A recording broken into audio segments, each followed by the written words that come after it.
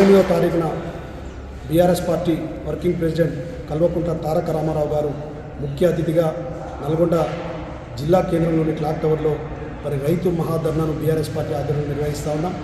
ఈ ధర్నా నిర్వహించడానికి ప్రధాన కారణం ఈ కాంగ్రెస్ ప్రభుత్వం, రేవంత్ రెడ్డి ప్రభుత్వం అధికారంలోకి వచ్చి 13 నెలలు గడుస్తున్నప్పటికీ ఈ రోజు వరకు కూడా రైతు భరోసా నిధులను రైతుల అకౌంట్లలో జమ చేయలేదు.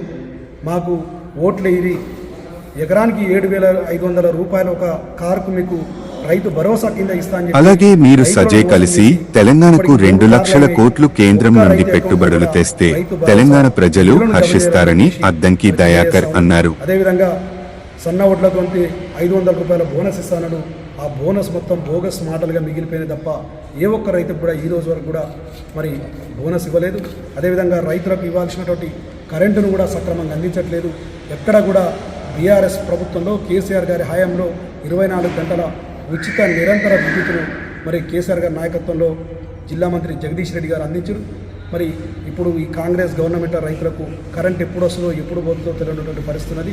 అదేవిధంగా ఇదివరకు నీళ్ళు ఎక్కువై వద్దురా నాయన బంద్ చేయి అనేటువంటిది ఎమ్మెల్యే గారు ఫోన్ చేసి సార్ మా భూములు జాలు పడుతున్నాయి నీళ్లు బంద్ చేయరని చెప్పి గత మన ఎమ్మెల్యే గాదర్ కిషోర్ కుమార్ గారు ఉన్నప్పుడు రైతులు చెప్పుకున్న పరిస్థితి. ఇలా నీళ్ళు ఎప్పుడు వస్తాయో దండం పెడతా నీళ్ళు అని రైతులు బతిమాలాడేసినటువంటి పరిస్థితికి ఇవాళ దిగజారింది.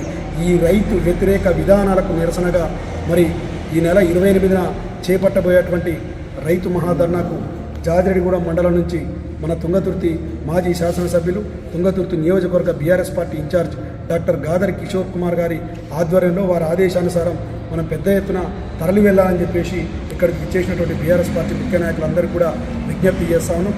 ఆ రోజు ఉదయం ఎర్లీగానే 9 గంటలకు మనం అరవపల్లి చౌరస్తా నుంచి బయలుదేరదాం.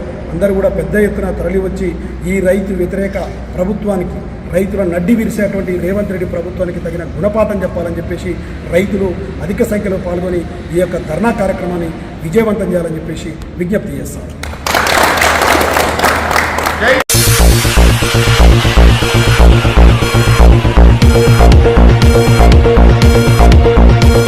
24/7 చూస్తూనే ఉండండి MBK న్యూస్. ఈ వార్తలు ఇంతటితో సమాప్తం. తిరిగి మళ్ళీ మరో న్యూస్లో కలుసుకుందాం.